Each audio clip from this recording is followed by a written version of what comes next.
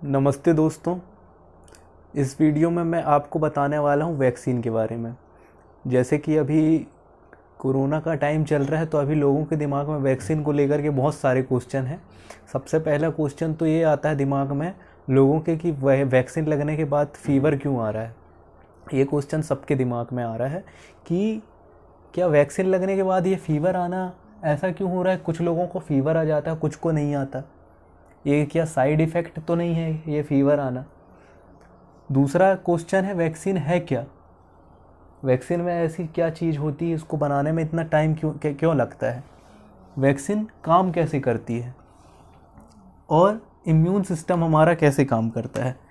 हम सब बोलते हैं कि वैक्सीन लगाने से हमारी इम्यूनिटी बढ़ रही है, या आपने ये सुना होगा कि इम्यूनिटी अपनी बढ़ा कर के रखो तो आपको कोई रोग नहीं होगा। तो आखिर ये इम्यून सिस्टम क्या है, ये कैसे काम कर रहा है। एक क्वेश्चन आपके दिमाग में और आता होगा एंटीबॉडी क्या है। हम सब कहते हैं कि एंटीबॉडी हमारे शरीर में बन रही है, तो ये एंटीबॉडी क्यों। अब इस पूरी चीज़ को समझने के लिए सबसे पहले आपको ये समझना पड़ेगा कि इम्यून सिस्टम क्या होता है, ये आखिर काम कैसे करता है। हमारी बॉडी का जो इम्यून सिस्टम है ये काम कैसे कर रहा है, आखिर है क्या इम्यून सिस्टम। तो जैसे कि एक हम कोई भी घर देखते हैं तो घर बनाने के लिए हमको क्या चाहिए, कुछ ईंट चाहिए, छोटे छोटे ईंटें चाहिए जिससे एक पूरा घर बनने वाला है, जो उसकी पूरी संरचना को पूरा स्ट्रक्चर बना रहा है। वैसे ही कोई भी जो भी जीवित है जिसके अंदर जान है, कोई भी लिविंग ऑर्गेनिज्म, वो छोटे छोटे सेल से बना हुआ छोटा छोटा स्ट्रक्चर है जिसको हम क्या कह रहे हैं, सेल कह रहे हैं, कोशिका कह रहे हैं, सेल कोशिका। तो हमारे जैसे इंसानों का शरीर भी क्या है, इन सेल से बना है। बहुत सारी सेल है जो हमारा पूरा शरीर बना रही है। अब ये सेल, ये कोशिका अपने काम के हिसाब से क्या हो जाती है, विशिष्ट हो जाती है। इसको कौन सा काम करना है उसके हिसाब से इसमें कुछ मॉडिफिकेशन आते हैं, बदलाव आ जाते हैं। जैसे रेड ब्लड सेल जो रहेगी, आरबीसी, इसका नाम सुना होगा आप लोग ने। ये क्या काम करती है, ऑक्सीजन को ले जाने का काम करती है। हमारी बॉडी में ऑक्सीजन को ले जाने का काम कर रही है आरबीसी। तो हमारा शरीर बहुत सारी सेल से बना है और वो सेल क्या हो रही हैं, अलग अलग काम के हिसाब से उसमें कुछ क्या आ रही, विशिष्टता आ रही है। ऐसे ही जो हमारा इम्यून सिस्टम है, इम्यून सिस्टम भी कौन बना रही, बहुत सारी सेल जो है, कुछ सेल हैं, कुछ कोशिकाएं हैं, वो इम्यून सिस्टम बना रही है। इसके साथ साथ हमारे शरीर में कुछ रसायन भी पाए जा रहे हैं, नेचुरली कुछ केमिकल पाए जा रहे हैं जो हमारी इम्यूनिटी को बनाते हैं। एग्जाम्पल के लिए हमारे शरीर में, हमारी आँखों में जो आंसू आता है, या आँखों में आप देखना कुछ नमी रहती है, तो इसमें क्या पाया जाता है, लाइसोजाइम पाया जाता है। लाइसोजाइम केमिकल क्या करता है, ये एंटीबैक्टीरियल है, हमको बैक्टीरिया से बचा रहा है। अब हम जैसे कुछ खा रहे हैं तो हमारे शरीर की बॉडी के अंदर गैस्ट्रिक जूस हमारे पेट में क्या किया जाता है, रिलीज़ किया जाता है। ये गैस्ट्रिक जूस जो है ये क्या करता है, ये अगर कुछ बाहरी चीज़, बैक्टीरिया या कुछ भी आ गया हमारी खाने के साथ, तो वो पेट में क्या हो जाएगा, पूरा ख़त्म हो जाएगा। ये ऐसे केमिकल भी हैं, कुछ बचा रहे हैं। अब कुछ कोशिकाएं हैं जो इम्यून सिस्टम बना रही है।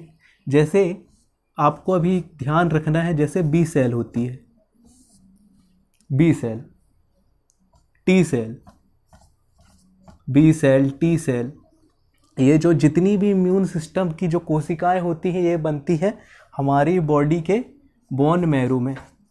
जो हमारा बोन मैरो होता है वहाँ पर ही इनका पूरा डेवलपमेंट होता है। इम्यून सिस्टम की जो भी कोशिकाएं हैं उसका डेवलपमेंट वो बन रही हैं कहाँ पर, बोन मैरो में।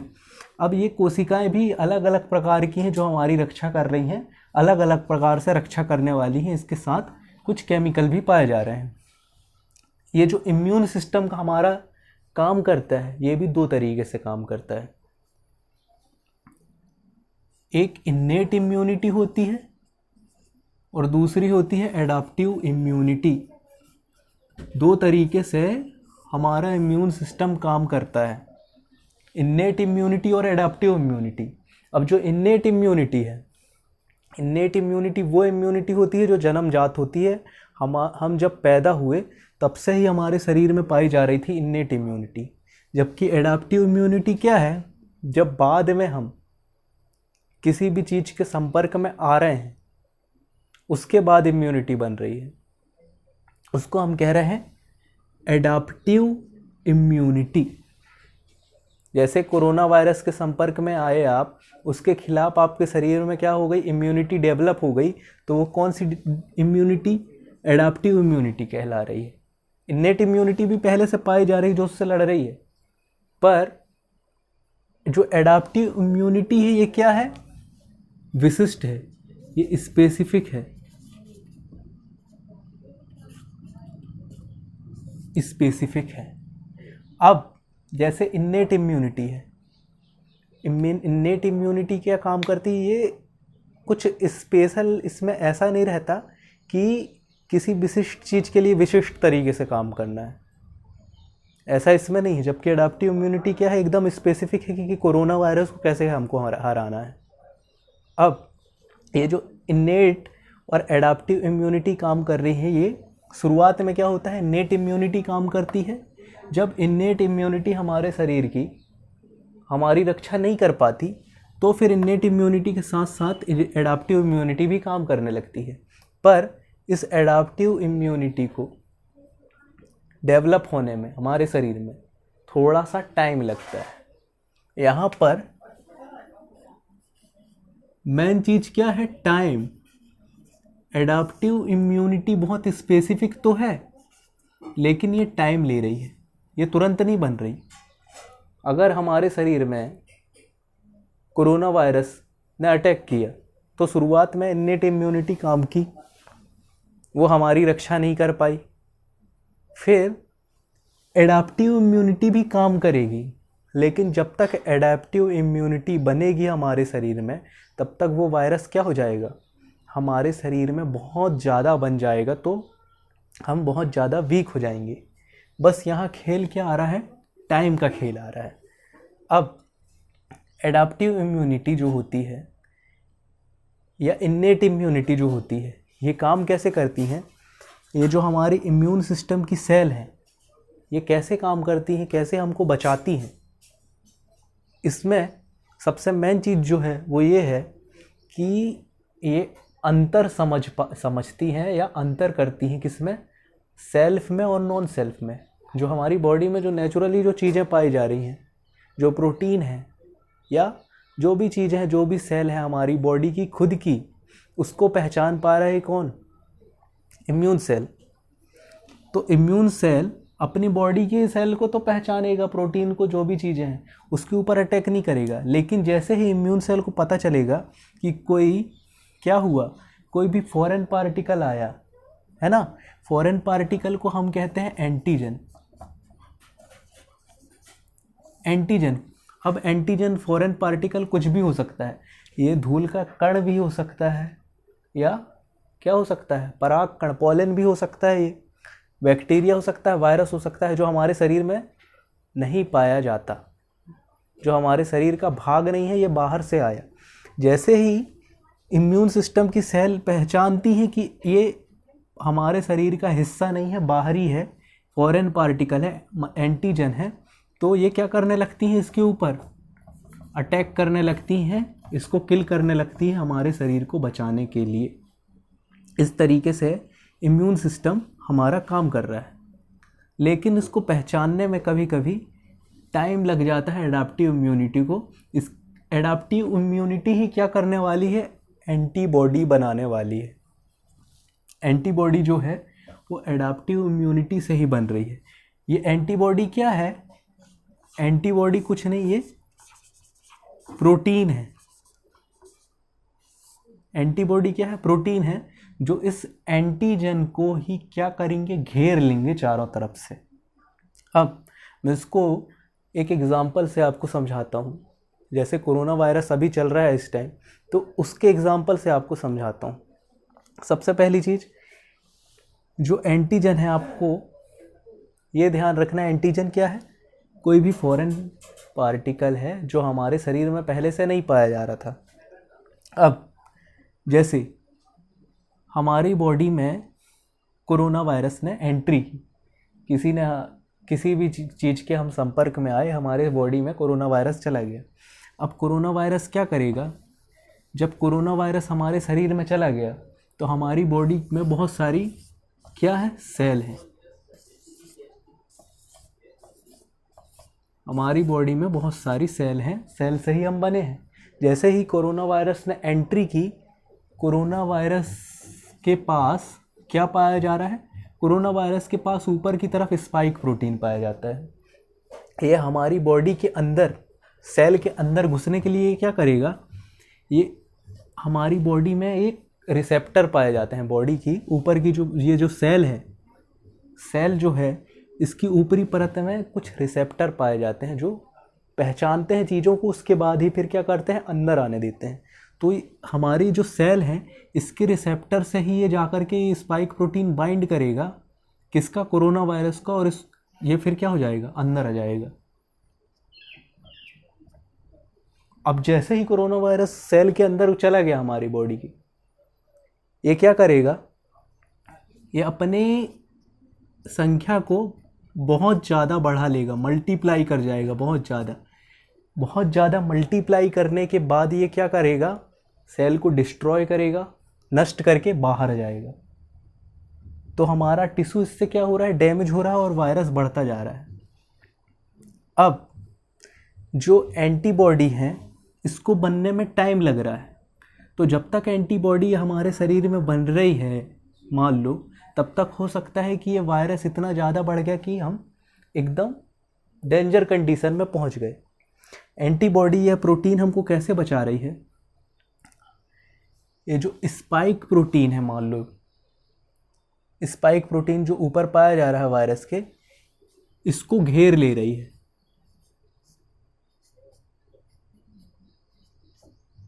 अब जैसे ही इसने इसको घेरा तो क्या होगा, अब ये चारों तरफ से इसका स्पाइक प्रोटीन हमारी बॉडी की एंटीबॉडी से घिर गया कोरोना वायरस का। तो ये इसका स्पाइक प्रोटीन हमारे सेल की रिसेप्टर में आकर के बाइंड नहीं कर पाएगा और सेल के अंदर घुस ही नहीं पाएगा, तो ये मल्टीप्लाई भी नहीं हो पाएगा। तो इसका मल्टीप्लिकेशन तो रुक ही गया, इसके साथ साथ क्या होगा, कुछ सेल हमारी बॉडी में पाई जाती हैं इम्यून सिस्टम की, जैसे मैक्रोफेज सेल। ये क्या करती हैं, जैसे ही जब ये एंटीबॉडी से घिर जाता है कुछ भी चीज़, जो भी फॉरेन पार्टिकल है, बैक्टीरिया, वायरस, जैसे ही एंटीबॉडी से घिर जाएगा, कुछ इम्यून सिस्टम की सेल्स क्या करेंगी, इसको आकर के खा जाएंगी और किल कर देंगी। तो एंटीबॉडी कितने ही ज़्यादा स्पेशल तरीके से हमारे शरीर को बचा रहा है ना। लेकिन इसको बनने में क्या हो रहा है, टाइम लग रहा है। टाइम क्यों लग रहा है, क्योंकि इस खास एंटीजन को पहचानने में, फॉरेन चीज़ को पहचानने में शरीर को टाइम लग गया। इतना टाइम लग गया कि तब तक ये वायरस क्या हो गया, मल्टीप्लाई हो गया, बहुत ज़्यादा शरीर में बढ़ गया। तो हम क्या कर रहे हैं, वैक्सीन का यूज़ कर रहे हैं। वैक्सीन क्या होती है, जिस भी चीज़ का वैक्सीन हमको बनाना है, हम उसको क्या कर देते हैं, इनएक्टिव कर देते हैं। जैसे कोरोना वायरस की अगर वैक्सीन बनानी है तो हम उस वायरस को क्या कर सकते हैं, इनएक्टिव कर सकते हैं। मतलब वो वायरस तो हम शरीर के अंदर डालेंगे, लेकिन उसको ऐसा इनएक्टिव कर देंगे कि वो हमारे अंदर कोरोना डेवलप ही ना कर पाए। तो हमारा शरीर क्या करेगा, उसको पहचान लेगा, उसके लिए क्या करेगा, एंटीबॉडी बना लेगा, लेकिन हमको कोरोना भी नहीं होगा। दूसरा क्या हो सकता है, दूसरा तरीका ये होता है कि या तो हम पूरा का पूरा वायरस या बैक्टीरिया को इनएक्टिव कर रहे हैं, या उसका कुछ छोटा सा भाग, जैसे स्पाइक प्रोटीन मान लो हमने ले लिया, स्पाइक प्रोटीन को लेकर के हमने क्या किया, उसको शरीर के अंदर इंजेक्ट कर दिया। ये कर सकते हैं। कोई छोटा सा भाग ले सकते हैं, या तो पूरा का पूरा जो वायरस है, बैक्टीरिया, उसको इनएक्टिव कर दिया, या छोटा सा पार्ट जो हमारे अंदर एंटीबॉडी बना रहा है। अब ये जो एंटीबॉडी हैं ये बन जाती हैं जैसे ही हम वैक्सीन में क्या कर रहे हैं, जैसे वैक्सीन अलग अलग प्रकार की वैक्सीन आ रही है, आपने सुना होगा कोवैक्सीन का नाम सुना होगा, कोविशील्ड का नाम सुना होगा, फाइज़र, मॉडर्ना, ये कैसे काम कर रही हैं ये वैक्सीन।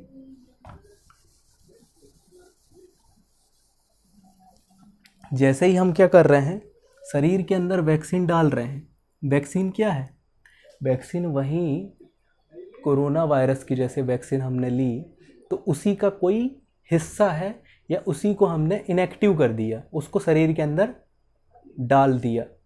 तो वो हमको कोरोना तो नहीं कर रहा, लेकिन हमारा शरीर ये पहचान जा रहा है कि हाँ ये फॉरेन मटेरियल है, ये हमारे शरीर का भाग नहीं है, और उसके खिलाफ क्या कर रहा है, एंटीबॉडी बना ले रहा है। अब ये जो एंटीबॉडी बनती है, एंटीबॉडी बनती है किससे? ये जो बी सेल हैं इम्यून सिस्टम की, बी सेल बदल जाती है प्लाज्मा सेल में, और प्लाज्मा सेल से बन जाता है क्या, एंटीबॉडी। एंटीबॉडी बनती है। तो जैसे ही वैक्सीन में हमने क्या किया, इस कोरोना वायरस को इनएक्टिव किया, या इसका कोई छोटा सा पार्ट लिया, उसको शरीर के अंदर इंजेक्ट किया, तो वो हमको कोरोना तो नहीं कर रहा, लेकिन वो फॉरेन है, तो हमारा शरीर उसको पहचान रहा है कि हाँ ये हमारे शरीर का हिस्सा नहीं है, और उसके खिलाफ क्या कर रहा है, ये एंटीबॉडी बना दे रहा है। दूसरा, इससे क्या हो रहा है, हमारे जो इम्यून सिस्टम की सेल है ये मेमोरी बना लेती हैं, एक किसी चीज़ को पहचान करके उसकी एक मेमोरी बना लेती हैं, और जब वो फिर से अटैक करेगा तो उसको पहचानने के कारण क्या होगा, इम्यून सिस्टम ज़्यादा अच्छे तरीके से काम करेगा कि हाँ ये वही फॉरेन मटेरियल है, ये पहले आया था, तो इससे हमको लड़ना कैसे है, इस तरीके से ये काम कर रहा है। तो ये जो बी सेल हैं, ये कुछ B cell memory B cell में बदल जाती हैं, मेमोरी बना लेती हैं, कुछ मेमोरी बी सेल बन जाती हैं। तो हमने जैसे ही वैक्सीन लिया, कुछ मेमोरी बी सेल हमारे शरीर में बन गई, कुछ एंटीबॉडी हमारे शरीर में बन गई। अब ये मेमोरी हमारे शरीर में कैच हो गई कि हाँ ये वायरस का ये हिस्सा हमारे शरीर में जो आया था, ये क्या था, हमारे शरीर का हिस्सा नहीं था, ये एक ऐसा फॉरेन मटेरियल था जो हमको नुकसान पहुंचा सकता था। उसके खिलाफ हमने एक क्या किया, स्पेशल एंटीबॉडी बनाई। अब एंटीबॉडी हर खास चीज़ के लिए खास रहेगी, अलग वायरस अलग बैक्टीरिया के लिए एक अलग टाइप की एंटीबॉडी होगी। तो जब ये एंटीबॉडी बन जाएगी शरीर में, तो ये अच्छे तरीके से, क्योंकि ये स्पेसिफिक है, तो ये तुरंत ही उसको क्या कर पाएगी, मार पाएगी। अब हमने जैसे ही वैक्सीन ले ली, हमारे शरीर में इसके लिए क्या हो गई, कुछ मेमोरी बन गई, एंटीबॉडी बन गई। तो जब दोबारा हम उसके कांटेक्ट में आएंगे कोरोना वायरस के, तो क्योंकि मेमोरी पाई जा रही है, एंटीबॉडी पाई जा रही है, तो हम उससे अच्छी तरह से लड़ पाएंगे। ऐसा नहीं होगा, टाइम नहीं लगेगा एडाप्टिव इम्यूनिटी को डेवलप होने में, अब टाइम नहीं लगने वाला है, तो हम अच्छे तरीके से लड़ पाएंगे और वो वायरस हमारे शरीर में नहीं फैल पाएगा। एक और क्वेश्चन ये उठता है कि फीवर क्यों आता है वैक्सीन लेने के बाद। तो वैक्सीन लेने के बाद फीवर आना नॉर्मल है, अगर आपको माइल्ड या मॉडरेट फीवर आ रहा है, थोड़ा बहुत फीवर आ रहा है। अब फीवर क्या है, फीवर हम किसको कहेंगे, फीवर मतलब कि हमारे बॉडी के टेम्परेचर का बढ़ जाना। ये एक प्रकार से कहना चाहिए जो फीवर है, जो ये इम्यून सिस्टम का एक रिस्पॉन्स है, इसको हम डिसीज़ नहीं कहेंगे। इसका मतलब ये है कि हमारा इम्यून सिस्टम काम कर रहा है, इसलिए हमारी बॉडी का टेम्परेचर बढ़ गया है। हमारी बॉडी का टेम्परेचर क्यों बढ़ जाता है, हमारी बॉडी का नॉर्मल जो टेम्परेचर है ये है 37 डिग्री सेल्सियस। जैसे हमको जब कोल्ड होता है कुछ भी, तो हमारी बॉडी का टेम्परेचर बढ़ जाता है, ये 37 से पहुंच जाएगा, 38 पहुंच जाएगा, 39 पहुंच जाएगा। इसमें क्या हो रहा है, इसके दो कारण हैं। इसका एक कारण ये है कि ये जो वायरस बैक्टीरिया है ये टेम्परेचर सेंसिटिव है। जब हमारी बॉडी का जैसे ही टेम्परेचर बढ़ता है तो ये टेम्परेचर को सहन नहीं कर पाते और ये क्या होने लगेंगे, इससे इनका उतना मल्टीप्लिकेशन नहीं हो पाएगा। दूसरा, जब इम्यून सिस्टम हमारा फाइट करता है किसी भी पैथोजन से, किसी भी वायरस से, बैक्टीरिया से, तो ये कुछ केमिकल रिलीज़ करता है, कुछ साइटोकाइन्स केमिकल होते हैं जिसके कारण भी हमारे बॉडी का टेम्परेचर बढ़ जाता है। लेकिन अगर आपकी बॉडी का टेम्परेचर अगर 41 के आसपास पहुंच गया तो ये बहुत ज़्यादा डेंजरस हो सकता है। 41 डिग्री सेल्सियस से इससे ज़्यादा हो गया तो आपके का जो ब्रेन है वो भी डैमेज हो सकता है। लेकिन अगर आपने वैक्सीन लगाई है, आपको थोड़ा बहुत हल्का फुल्का बुखार आ रहा है, थोड़ा बहुत दर्द हो रहा है, तो ये आपको एक संकेत दे रहा है कि हाँ, आपका इम्यून सिस्टम काम कर रहा है। लेकिन इसका मतलब ये नहीं कि जिसको फीवर हुआ ही नहीं मतलब उसके शरीर में वैक्सीन ने काम किया ही नहीं, ऐसा बिल्कुल भी नहीं है। ये वैक्सीन लगने के बाद फीवर आना, दर्द होना, ये डिपेंड करता है आपकी एज के ऊपर भी डिपेंड करता है, आपके जेंडर के ऊपर भी डिपेंड करता है, बहुत सारी चीज़ों के ऊपर ये डिपेंड करता है। तो अगर आपको हल्का फुल्का बुखार आ रहा है, हल्का फुल्का दर्द हो रहा है, तो ये नॉर्मल सी चीज़ है कि आपका इम्यून सिस्टम काम कर रहा है। फिर भी अगर आपको फीवर ना आए, इसका मतलब ये बिल्कुल भी नहीं है कि वैक्सीन काम ही नहीं कर रही। अलग अलग लोगों के लिए इसका रिस्पॉन्स अलग अलग हो सकता है बॉडी के हिसाब से। तो आई होप कि ये आपको समझ में आया होगा। अगर आपको इससे रिलेटेड और दूसरे टॉपिक्स चाहिए होंगे तो प्लीज़ मुझे कमेंट करके बताना। Thank you.